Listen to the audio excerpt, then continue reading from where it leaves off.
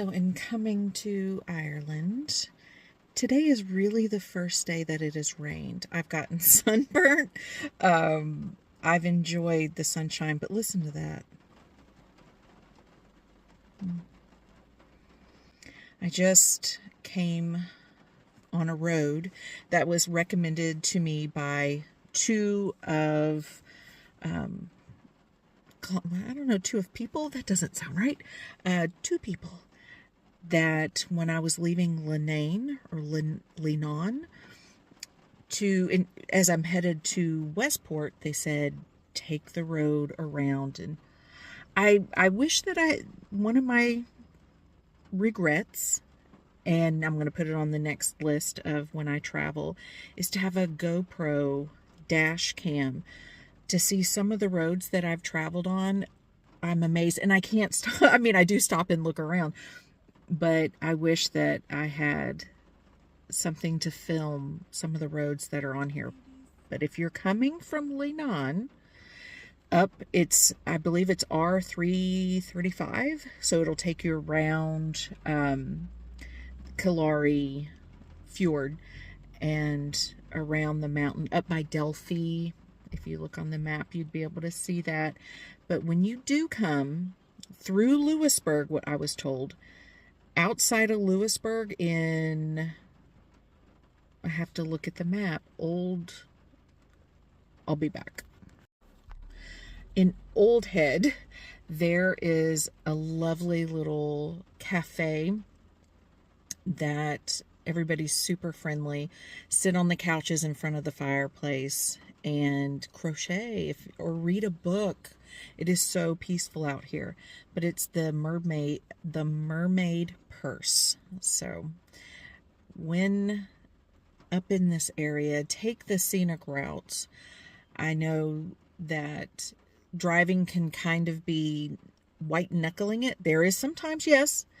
And when a huge bus, tractor trailer, well, not really it's more like a semi-trailer thing. When they pass by and there's this much in between, it's like, oh. And I always have to tell myself, don't jerk to the left because there's a ledge off the cliff. So come to Ireland. Come to experience. Right now it's lambing season. And just the views and the people are lovely. I was just leaving the Mermaid's purse and he's like, how's your crochet going? I said, it's amazing. I mean, I'm crocheting in Ireland. He goes, it's the dream, isn't it? I was like, yes, you hit the nail on the head. So enjoy the rain. Irish rain. Until then, bye. Another little story time. In Louisburgh, I had to fill up for gas. And in my car back in the States, I have a button that, opens the gas tank. And I'm looking for the button everywhere. And I'm up at the gas pump. Luckily, it was not packed. And there was a lady pumping gas beside me. And I got out and I said, do you mind helping me for a moment? I said, maybe I'm missing something on my rental car, but do you see a button on how to open the gas gauge? She goes, I don't, but let's see if this, the gas gauge itself is, is a little round cover. And she's like, let's see if it just pops open. She's like, pop, pop, pop. And it popped open.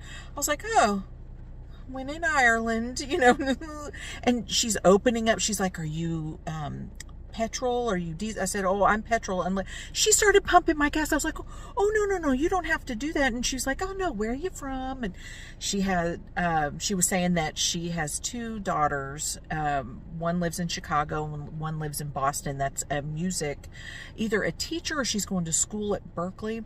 And she loves Nashville. I was like, yes, if she loves music.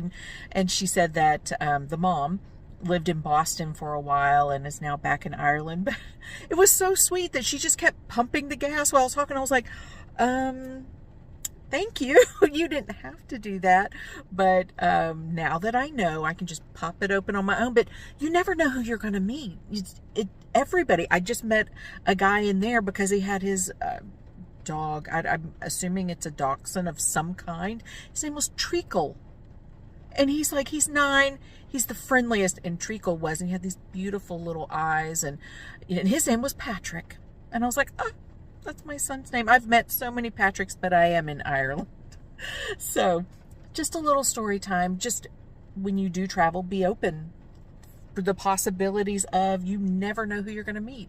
And most of the time it's a lovely experience. So